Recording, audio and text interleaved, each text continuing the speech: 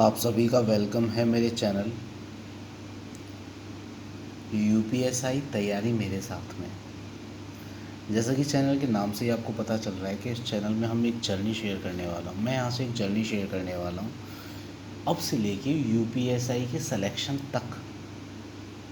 मेरी पूरी कोशिश रहेगी कि मैं सिलेक्शन तक पहुँचूँ।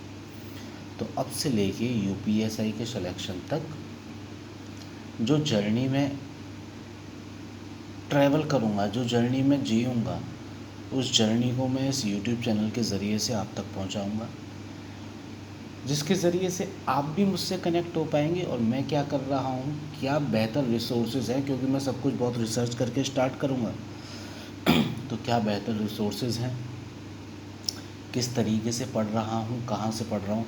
मैं काफ़ी टाइम से स्टार्ट करने की कोशिश कर रहा था, आपको बताऊँ, लेकिन मैं किसी और एग्ज़ाम के लिए प्रिपेयर कर रहा था तब से। लेकिन बीच में अब उस एग्ज़ाम में मेरा दिल नहीं लग रहा, सच बताऊँ दिल नहीं लग रहा। और कुछ प्रॉब्लम आने की वजह से ऐसा हुआ है कि उस एग्ज़ाम में कॉन्फिडेंस भी नहीं आ रहा, और जबकि मैं काफ़ी टाइम से उस एग्ज़ाम की तैयारी कर रहा था। लेकिन बीच में ये यूपीएसआई का नोटिफिकेशन आ गया, तो इससे एक होप मिली। इसलिए मैं अब किसी और एग्ज़ाम से यहाँ तक इस एग्ज़ाम में शिफ्ट किया हूँ। यूपीएसआई के पहली बार है मैं जो किसी स्टेट के एग्ज़ाम के लिए प्रिपेयर कर रहा हूँ, तो मेरे लिए भी चीज़ें नई होंगी। तो मैं ऐसे ही जंप नहीं कर जाऊँगा, बहुत रिसर्च करके कंटेंट चूज़ करूँगा, कहाँ से क्या पढ़ना है, कितना पढ़ना है। और फिर बीच में जब से यूपी ट्रिपल एससी का चल रहा था, तो उसका भी सेंटर आपको पता है किसी का कितनी दूर दूर सेंटर पड़े। मेरा खुद बुलंदशहर सेंटर पड़ा था।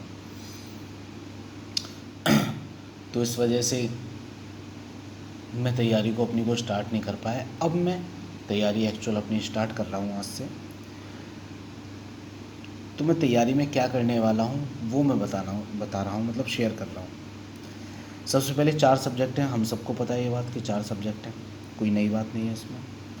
अब मैंने क्या स्टार्ट किया है, मैं किस तरीके से स्टार्ट कर रहा हूँ। मैं इससे पहले 2-3 दिन पढ़ने का ट्राई किया मैंने। तो मैं स्टार्टिंग में मैंने पॉलिटी ली। तो जब मैं स्टार्टिंग में पॉलिटी ले रहा था तो पॉलिटी बड़ी बोरिंग लगती है, मुझे सही बताऊँ, मुझे पॉलिटी बहुत बोरिंग लगती है। तो जब भी मैं पॉलिटी पढ़ने बैठता था ना, तो वहीं पे मेरी एनर्जी लॉस सी हो जाती थी।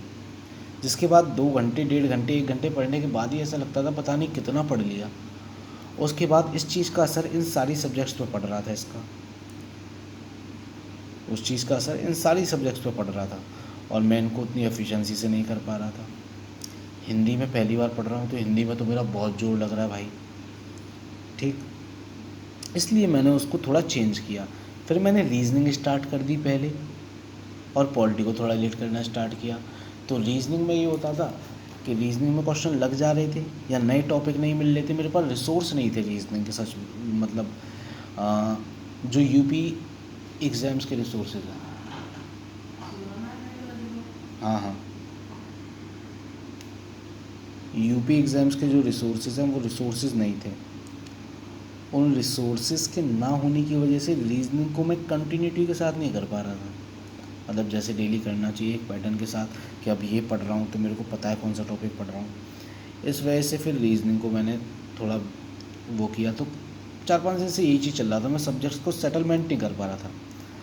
अब फाइनली मैंने ये सेटलमेंट किया है, और मैंने ये डिसाइड किया है कि मैं सबसे पहले करूँगा हिंदी, क्योंकि हिंदी मेरे लिए पूरी तरह नई है, और हिंदी का सिलेबस मुझे ख़त्म भी करना है। हिंदी में मुझे कुछ नहीं आता है।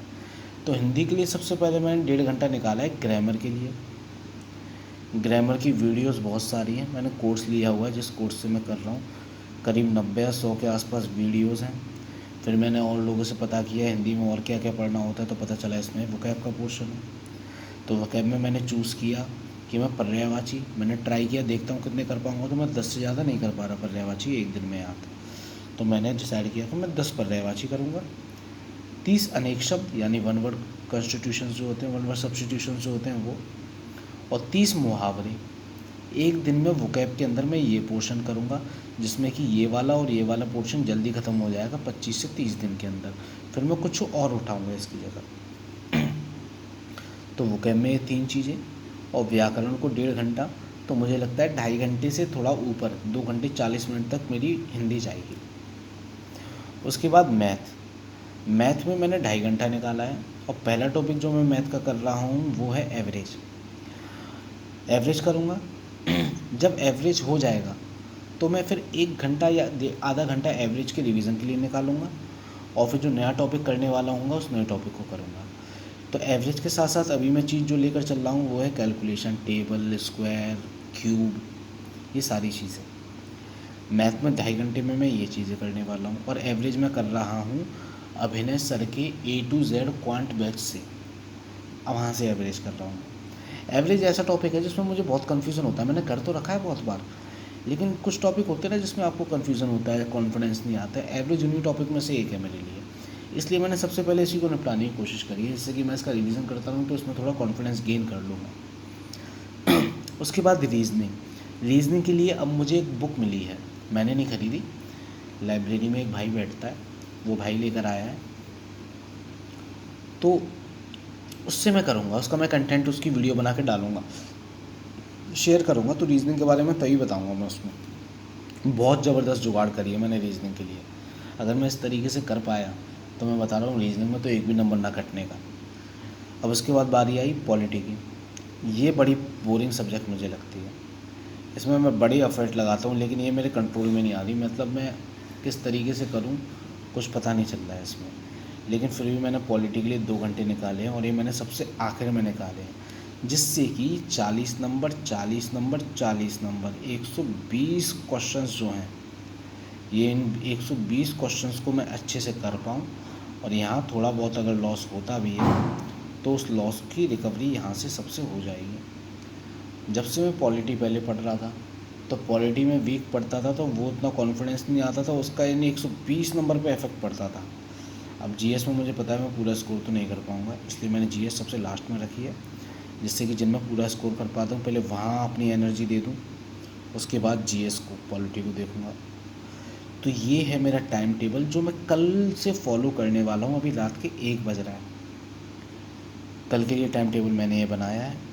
और पहली बार है जब मैं इस तरीके से कोई कंटेंट शेयर कर रहा हूँ, कोई वीडियो बना रहा हूँ, इसलिए मैंने इतने बड़े पेज को बिगाड़ा है इसके लिए। डेली मैं इतना पेज नहीं बिगाड़ूंगा यार, ये तो बहुत बड़ा, मतलब पूरा A4 साइज़ का पेज हो गया, आप देखो, है ना। फिर मैं अपने तरीके से जैसे अपने लिए बनाया करूँगा, ठीक वैसे ही आपके साथ शेयर करूँगा, बिल्कुल रियलिटी जैसा चलेगा वैसा, उसमें कुछ भी शो ऑफ वाली चीज़ नहीं होगी, ठीक। और वीडियो क्वालिटीज़ के लिए और वॉइस ओवर के लिए हो सकता है आपको अजीब सी लग रही हो वॉइस मेरी, क्योंकि हो सकता है कहीं से कूलर की आवाज़ आ रही हो, पंखे की आवाज़ आ रही हो, तो भाई प्लीज़ एडजस्ट कर लेना यार, क्योंकि मैं कोई यूट्यूबर नहीं हूँ, मेरे पास टूटा फूटा जैसा भी फ़ोन है, इस फ़ोन से ही मैं वीडियो कंटेंट शेयर कर रहा हूँ। तो सपोर्ट दिखाइएगा चैनल को। अभी आपको उस पर कोई सब्सक्राइबर नहीं दिखेगा, इसका ये मतलब नहीं है कि कंटेंट नहीं है यहाँ पे, इसका ये मतलब है कि चैनल नया है। तो सब्सक्राइबर देख के जज मत कीजिएगा, इस जर्नी में मेरा साथ दीजिएगा, जुड़िएगा, आपको बहुत बहुत फ़ायदा होगा, मैं बता रहा हूँ आपको बहुत फ़ायदा होगा। और जब आप मुझसे जुड़ेंगे तो मुझे भी कॉन्फिडेंस मिलेगा और मिलकर हम क्रैक करते हैं यूपीएसआई को, और ये 2 स्टार वाली जॉब, ये 2 स्टार वाली जॉब अचीव करते हैं हम अपने कंधों पर 2 स्टार लगा के। तो मिलते हैं नेक्स्ट वीडियोस में, तब तक के लिए goodbye and take care.